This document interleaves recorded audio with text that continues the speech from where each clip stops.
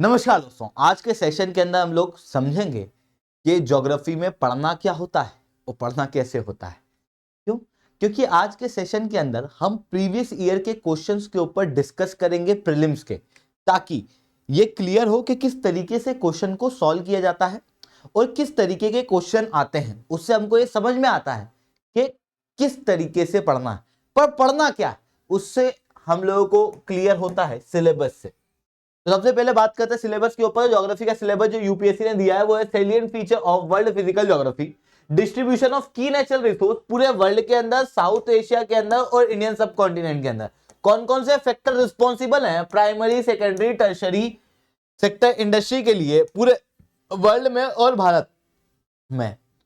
वहीं important geophysical phenomena जैसे earthquake, tsunami, volcanic activity, cyclone और दूसरे एक्स्ट्रा ज्योग्राफिकल फीचर, उनकी लोकेशन और changes in critical geographical features including water body and ice cap and flora and fauna and effect of such changes. ये सारी चीजें हम लोगों को पढ़ने होती है ज्योग्राफी के केस में। सबसे पहले फिजिकल ज्योग्राफी के सैलिएंट फीचर, सेकंड के नेचुरल रिसोर्सेज का डिस्ट्रीब्यूशन किस तरीके से है इंडिया में, साउथ एशिया में, पूरे वर्ल्ड के अंदर, इंडस्ट्री किस तरीके से डिस्ट्रीब्यूटेड है और किन फैक्टर्स के कारण है इंडिया में, पूरे वर्ल्ड में। फिर उसके बाद में geophysical phenomena, even geographical features के अंदर चेंजेस, पानी, आइस, इन सब के ज्योग्राफिकल फीचर्स में क्या क्या चेंज हो रहे हैं, फ्लोरा फोनाज में क्या चेंज हो रहा है और उन चेंजेस की वजह से क्या बड़े असर पड़ रहे हैं। बताओ, पंढरपुर चंद्रभागा, तिरुचिपल्ली कावेरी, हम्पी मलप्रभा, फेमस प्लेस के पास में कौन सी नदी है, कौन से सही पेयर बन रहे हैं। आपके ऑप्शन है 1 and 2, 2 and 3, 1 and 3, none of this.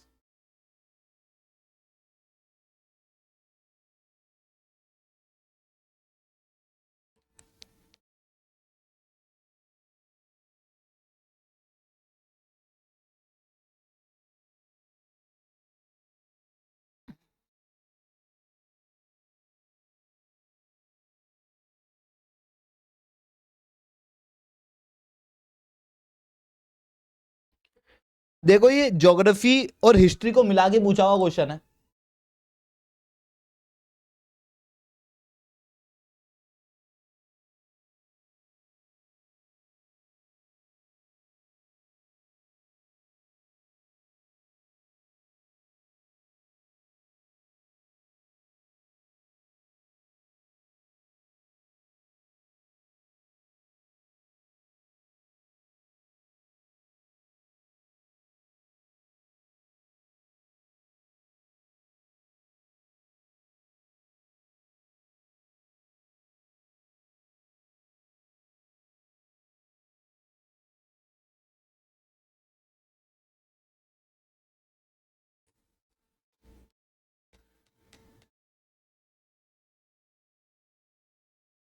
देखें, देखो एक चीज यहां मैं बता देता हूं। नदियों को जब पढ़ो तो अपने मैप के अंदर नदियों के आसपास की इंपॉर्टेंट आर्क आर्किटेक्चर वाली लोकेशंस लिख लो, इंपॉर्टेंट शहर लिख लो, है ना।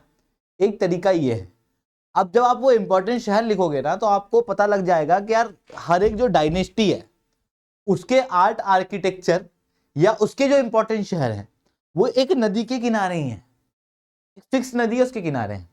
जैसे जैसे विजयनगर डायनेस्टी तुंगभद्रा नदी के किनारे थी, तो आपको उनके सारे आर्किटेक्चर, शहर सब कहां मिलेंगे, तुंगभद्रा नदी के किनारे। यानी कि हम्पी किसने बनवाया है, विजयनगर डायनेस्टी के समय का है। तो ये कौन सी नदी के किनारे होना चाहिए, सीधा सा लॉजिक है, तुंगभद्रा नदी के किनारे होना चाहिए था, है ना। यहां क्या लिखा है, दिया त्रिचिपल्ली। त्रिचिपल्ली आप पल्लव के अंदर ही पढ़ते हो, चोलास के अंदर ही पढ़ते हो, कावेरी नदी है वहां, बिल्कुल प्रेजेंट है। तो ये इन दोनों से क्वेश्चन हो सकता था। मतलब पंढरपुर जनरली हम लोग पढ़ते नहीं है तो इससे क्वेश्चन नहीं होता।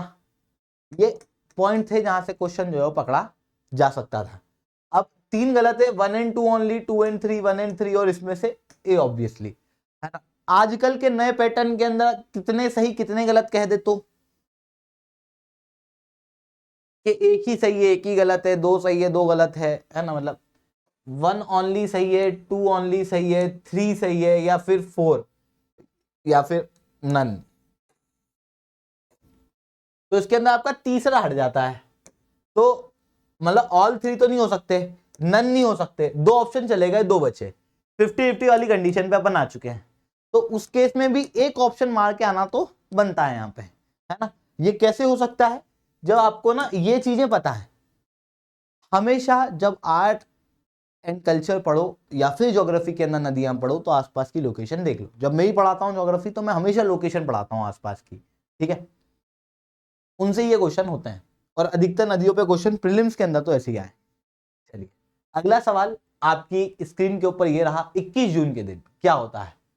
सूर्य does not set below horizon at the Arctic Circle, does not set below at horizon on Antarctic Circle, shine vertically overhead at noon on equator, shine vertically overhead at Tropic of Capricorn। 21 जून का पूछ रहा है।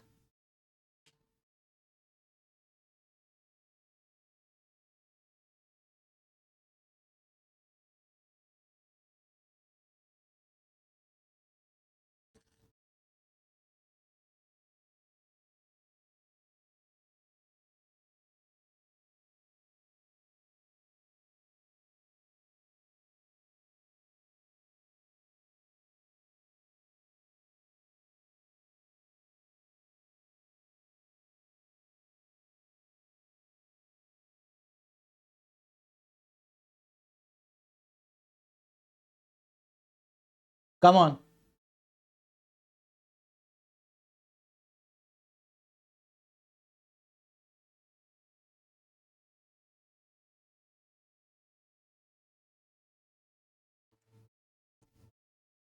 Simple है तो।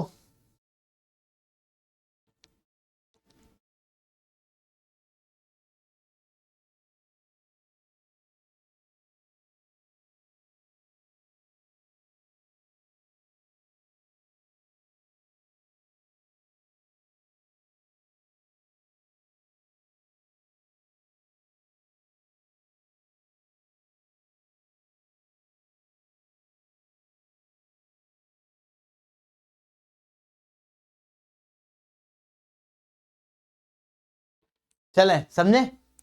21 जून मतलब क्या है? Summer solstice north hemisphere में। अगर नॉर्थ हेमिस्फेयर में समर सॉलिस्टिस है, ऑप्शन देखते हैं तो सीधी सी चीज है। अगर अंटार्कटिका के ऊपर सूरज नहीं ढलेगा, does not set below horizon मतलब क्या?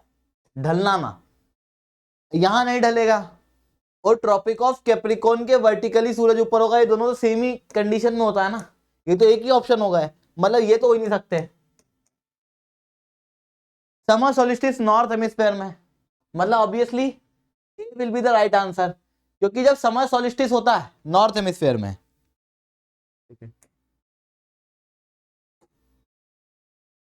Hello check. तो नॉर्थ हेमिस्फेयर के अंदर जब समर सोलिस्टिस होता है तो इधर देखना, ये सूरज है, इसकी रोशनी डायरेक्टली ट्रॉपिक ऑफ कैंसर में पड़ रही है ना। ये धरती की रोटेशन की एक्सिस है।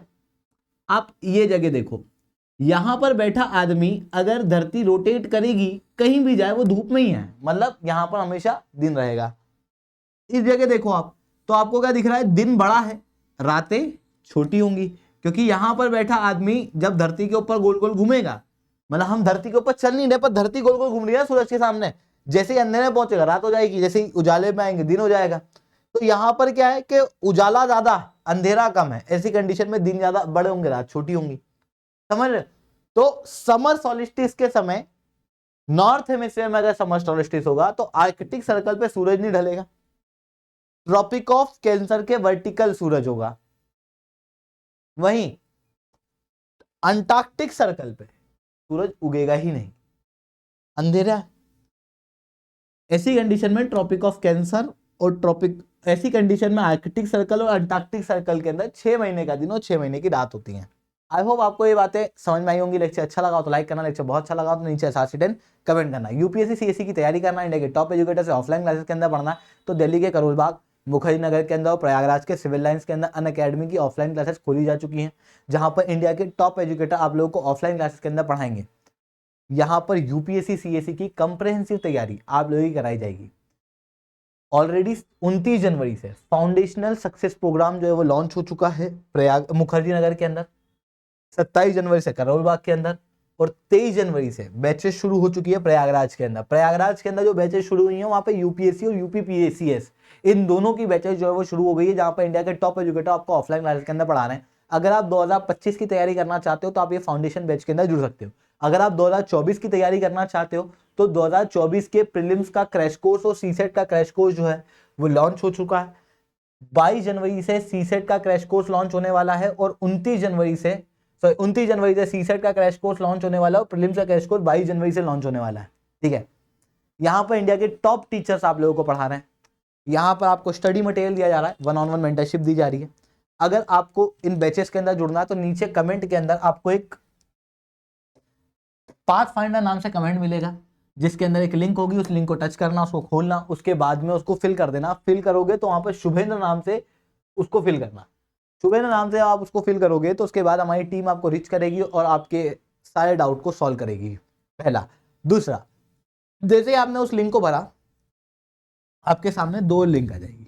पहली लिंक मेरे लेक्चर के पीपीटी पीडीएफ की होगी और दूसरी लिंक डेमो क्लासेस की होगी, मतलब। और एक और लिंक होगी मंथली करंट अफेयर्स की। मंथली करंट अफेयर्स की मतलब क्या, कि आप महीने भर में बहुत सारे करंट अफेयर पढ़ते हो, याद नहीं रहते एग्जाम तक, रिवाइज कैसे करें, पूरा न्यूज़पेपर पढ़े क्या, या एक एक के नोट बनाए, बहुत मुश्किल कैसे एक एक के नोट बनाने बैठेंगे तो या तो न्यूज़पेपर के नोट बनाते रहेंगे या फिर दूसरी चीज पढ़ेंगे। इसी कंडीशन में कोई ऐसा आदमी हो जो हमारे नोट बना के दे दे तो हम बस उसको पढ़ लें, बहुत सिंपल शब्दों में, है ना, ताकि एग्जाम के समय हम लोग उसको रिवाइज कर सकें। इसी कंडीशन में मंथली करंट अफेयर्स के नोट्स की पीडीएफ आपको प्राप्त हो जाएगी उस फॉर्म को भरने के जस्ट बाद। That is a benefit here. साथ में आपको डेमो क्लासेस मिलेंगी और ऑफलाइन के अंदर आप जब भी जाओगे आपको 40% तक का डिस्काउंट दिया जाएगा।